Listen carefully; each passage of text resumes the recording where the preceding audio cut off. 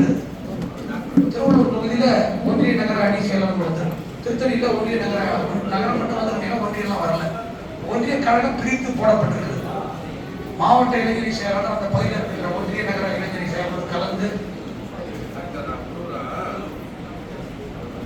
ஒன்றிய நகர கழக செயலாளர் கலந்து சிறப்பானவர்களை இளைஞர்களை நம்ம பண்ற மிஸ்டேக் என்னன்னா இவரை போடாத அவரை போடாத இவரை போடாத அப்படி சொல்லாதீங்க. யார் வேலை செய்வாங்க, யார் பர்ஃபார்ம் பண்ண முடியும், யாரால பங்களிப்பு கொடுக்க முடியும், இயக்கத்துக்கு பங்களிப்பு.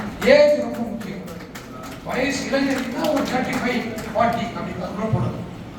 அந்த ஒன்றிய செயலாளர் வந்து 2 ஒன்றியம் இருக்கு, 3 ஒன்றியம் இருக்குன்னா 15 பஞ்சாயத்து இருக்குன்னா அந்த ஒன்றிய செயலாளர் ஒரு கம்யூனிட்டி போறீங்கன்னா தலைவர் இன்னொரு கம்யூனிட்டி, இணை செயலாளர் ஒரு கம்யூனிட்டி, துணை செயலாளர். இப்ப இந்த ஏரியாவை பொறுத்தவரை ஆல்ரெடி ஒரு சிலர் இருக்காங்க பதவியில இல்லாதவங்கள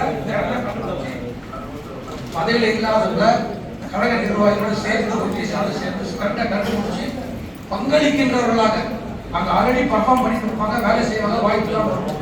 அப்படிப்பட்டவர்களை சரியான முறையில் தேர்ந்தெடுத்து ஒன்றிய இளைஞரணி செயலாளர் தலைவர், இளைஞரணி செயலாளர் ஒரு ஊர்னா தலைவர் இன்னொரு ஊர்.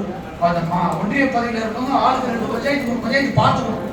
எந்த இயக்க பணியாக இருந்தாலும் தேர்தல் பணியாக இருந்தாலும் சரியான முறையில் அதை கட்டமைக்கணும். இதை நீங்க கட்டமைச்சிங்கன்னா வேலை ஈஸி.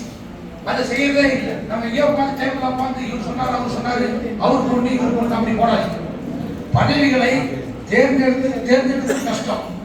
கட்சி பணி செய்கின்றவர்கள் அந்தந்த பகுதியிலே ஒன்றிய செயலாளரும் சரி, மாவட்ட இளைஞரணி செயலாளரும் சரி, நாங்களும் சரி, சரியானவர்களை தேர்ந்தெடுத்து பதவி அப்பதான் நம்ம வேலை செய்யறது ஈஸியா இருக்கும். 30 சமான போட்டோம்னா அதோட கஷ்டம். தயவு செய்து அதோட